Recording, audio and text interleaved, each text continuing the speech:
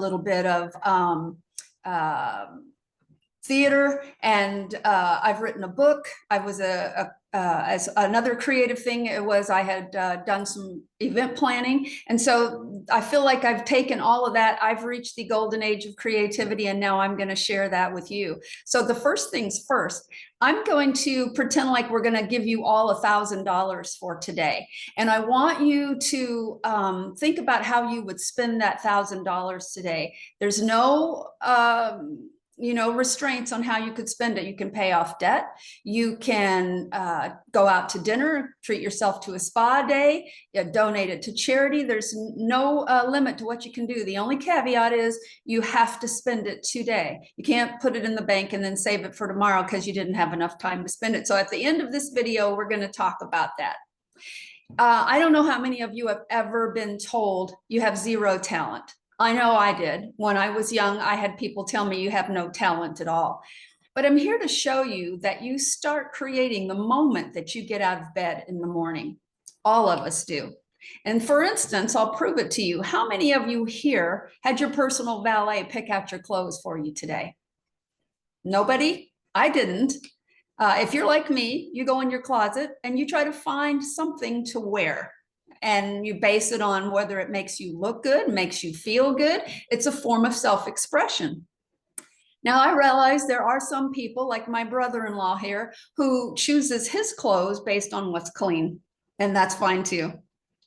Now, if any of you have furniture in your house and you decorated it yourself and you did not hire a decorator, you're using what I call creative mojo, okay? Creativity, let's talk about what it is, okay? We know that it is art, okay? It's also music, and it's also writing. Those are great forms of creativity, and painting. But I like to say creativity is defined as a tendency to generate or recognize ideas, alternatives, or possibilities that may be useful in solving problems and communicating with others and entertaining ourselves and entertaining others. Okay, so let's talk about creative mojo. What is mojo? Does anyone know what mojo is?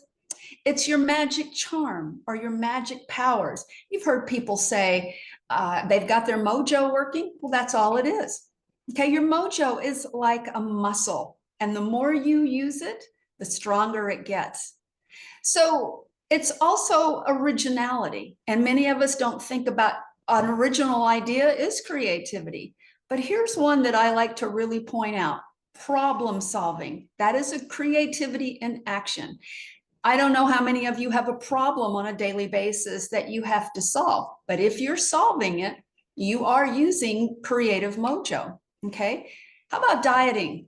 Is dieting creative? Well, it's not fun, but it's definitely creative. If you have to think about how many carbs or how many calories and how much exercise you need in a day to lose weight, then you're being very creative. If you plan a list of things to do, like go to the dry cleaners or the grocery store or the spa, you're being very creative. You are planning time, and time management is creativity. So let's talk about some of those benefits of creativity, because there's a few. You can have emotional well-being and a positive outlook.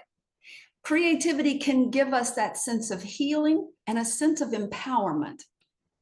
Okay, but it's always evolving. Just as we are as human beings, what we like when we're in our 20s isn't what we like maybe now. We dress one way in our 20s and dress another way now. Maybe we've chosen something a little more comfortable than what we had chosen earlier in life. So we evolve, okay? But just because you're evolving doesn't mean style goes out of style. Self-expression can last on through your years. I don't know how many of you ever remember Iris Apfel, okay? It's a form of self-expression and above all, attitude. She lived to be 101. Okay, so let's talk about a little bit about the science of creativity, because there is a science behind it. Okay, our brain uses different areas to generate ideas and connect our memories, our emotions, and our experiences. And it forms new patterns and helps us to think in unique ways. Okay, this comes from the part of our brain called the hippocampus, and I'm sure all of you have heard of that. Okay, so in order to become more creative, you've got to get in touch with your inner child. Children are creative, right? They have no fear. They will do anything. They will participate in music. They'll try their hand at singing and even chase butterflies. And that's what we need to do as adults, is get back in touch with our inner child so that we also can enjoy creativity. Okay. Research shows that children who remain creative, they grow up to be better problem solvers. And they become better innovators just because they were creative kids. If they are allowed to create, they can express their feelings better and therefore express their feelings better as adults. Okay. Children have no fear. They'll try anything. As adults, we tend to have a little bit more fear. We're afraid to try new things. I'm not really sure where that switch comes in our life, to where we pull back and say, oh, I'm not going to just jump out there and do that. I'm not going to jump out of a plane. That scares me. Whereas a child would go, yay, I'm going to jump out of a plane. Okay. So it's important to support and foster imagination as adults for the same reason it is as children, so that we can also grow up with well-being and a positive outlook. Okay. So play is not just for kids. If you feel like you've ever grown up, you need to grow back down, because that is how you keep your mind active. Okay, so now let's talk a little bit about creativity in the workplace. I once worked for a company that just sucked the soul right out of you. It was a massive call center, and there must have been 500 of us in a warehouse, all in little cubicles. We were cube people, we were pod people. They had us in little pods. And no one ever saw the public. The public never came in. Again, it was just a closed call center. They wouldn't let you have a picture on your desk. They wouldn't let you wear a shawl. The room was very cold because of all the computers that were on site. And they were trying to keep them cool. The only thing you could have on your desk was exactly what you needed to work with: a piece of paper, a pencil, your computer, and your phone. Okay. And they had a dress code. Why? I don't know. But it was one of those jobs that just, it sucked the life out of you. We dreaded coming to work. And when we got there, we couldn't wait to clock out. So since we spend 8 to 10 hours a day in our jobs, it's important that we experience creativity in our workplaces as well. Okay. This is not what you want your employees to be like. You want your employees to be happy. We spend our time in our work years with a group of people that we go to work with every day, and we foster that creative workplace with them. When we retire, okay, well, and here's a perfect example of a creative workplace right here. Just adding some color, okay, to your workplace. Add some art to the walls, and it doesn't have to be a Picasso. You could run a contest and have your employees put art on the walls. Just a little color sometimes jazzes things up for you. I like to say, let employees decorate their cubicles, because that is an act of creativity in itself. And you have to be there, so you might as well enjoy it, and everybody around you will enjoy it as well. Okay.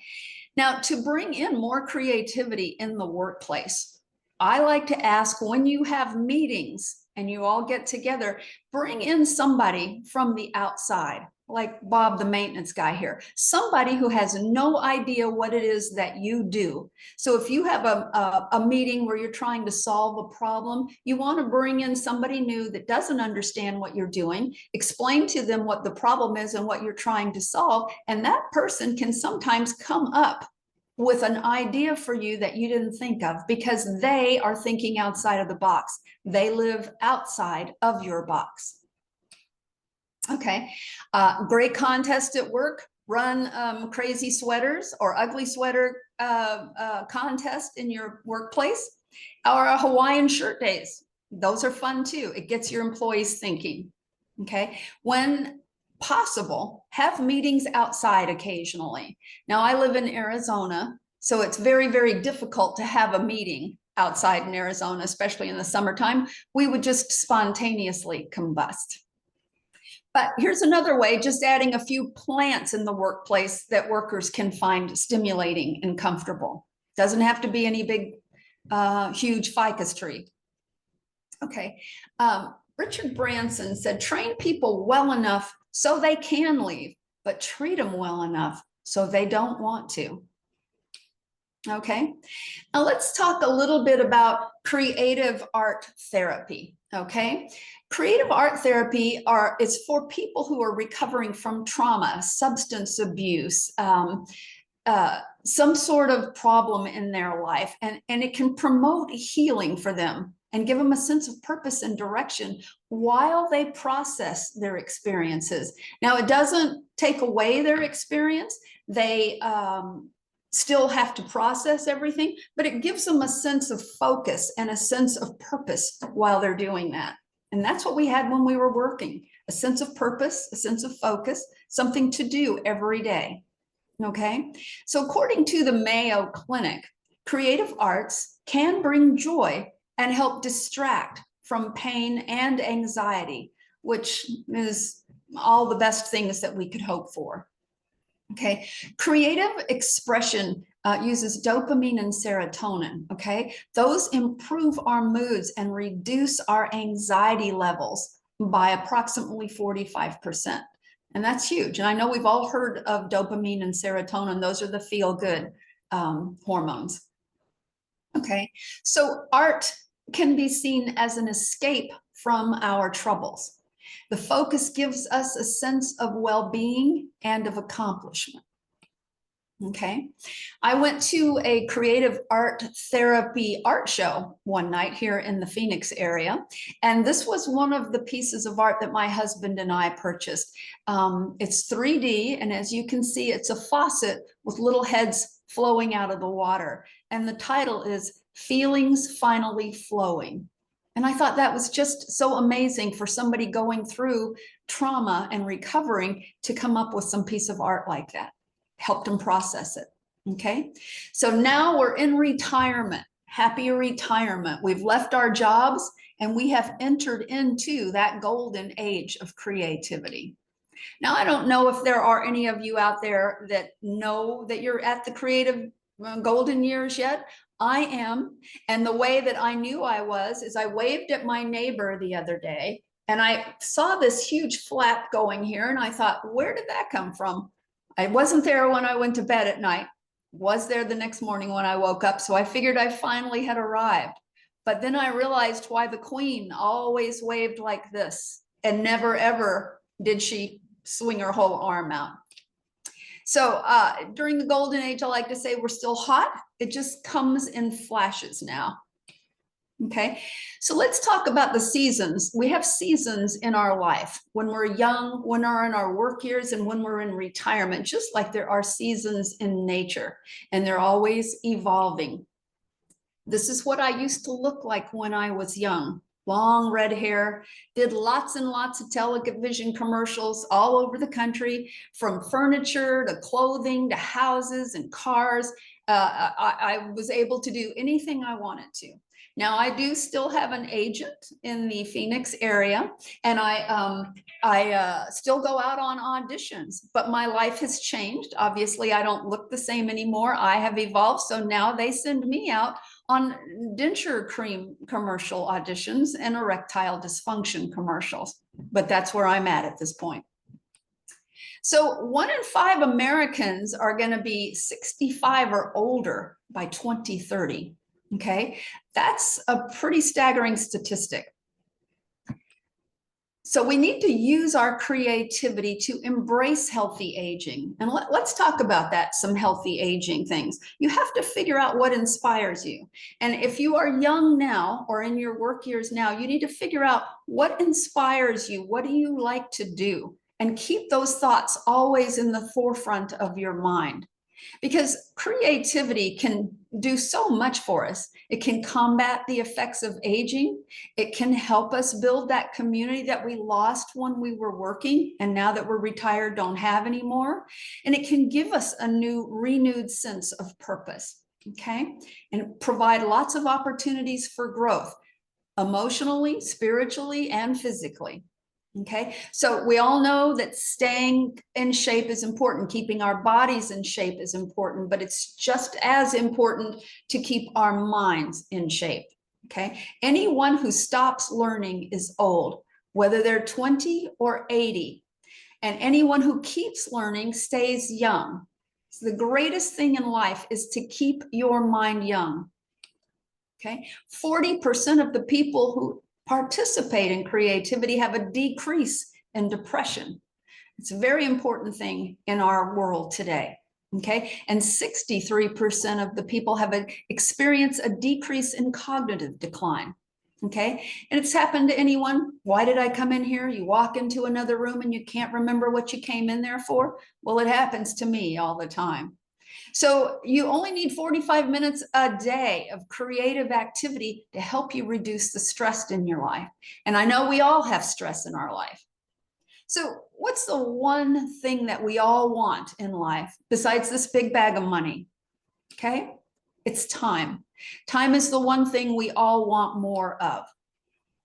So these creative projects can give us a sense of purpose and a sense of accomplishment. Okay, this is one of my favorite quotes by Ingrid Bergman. She said, "Getting old is like climbing a mountain.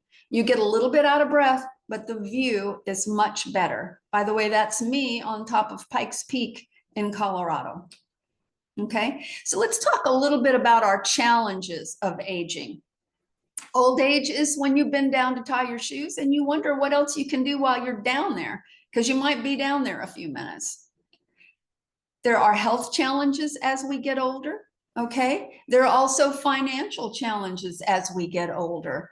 People wonder, will their money last as long as they will, okay? We experience a lot more grief and loneliness the older that we get. And we see a lot more loneliness and isolation amongst our elderly community, okay? Just being told you can never drive again, that's a really difficult thing. Okay, let's talk about that. We know now that creativity will help us with these things: the loneliness, reclusiveness, cognitive decline, give us better sleep, and give us some stress relief. Okay, but what is the biggest challenge of aging? Can anyone tell me what the biggest challenge is? Think about it. Okay, it's acceptance, accepting our limitations. Okay, so our outlook that we have is key to aging in that golden age of creativity. Okay, so we all look in a mirror, and I have to say that I looked in a mirror once I got my new prescription glasses, and I was a little shocked. I got to see all the wrinkles and all the imperfections, and my 90-year-old mom said to me, "How do you like your new glasses?" And I said, "You know, I'm not really thrilled with them, because I looked in the mirror and I could see all of the imperfections." And she looked at me with a great outlook and said, "Don't look in that mirror anymore. How hard is that? What's wrong with you? Just throw that mirror away." This is my 90-year-old mom who has advanced glaucoma and is almost blind and cannot see to drive anymore. But she has an outlook that gets her through every day. And we try to get creative books for her to listen to on tape. Okay, so here's outlook for you. Think about it. They're not age spots, they're marriage badges. So what are some of the creativities that we can get into in retirement? Okay, yep, we can do some painting. That's always good. And engage in creativities, okay? Because that can be a form of self-care, and it can promote feelings of self-worth and self-esteem, okay? My husband has become the bread whisperer since he retired. I have sourdough starter all over my kitchen, but look at the outcome. And it's a very creative thing, and it is chemistry. I always wanted to do flower arranging once I retired. Now that I have the time, I do that. It's another creative thing to do. Jewelry making is creative. Woodworking is creative.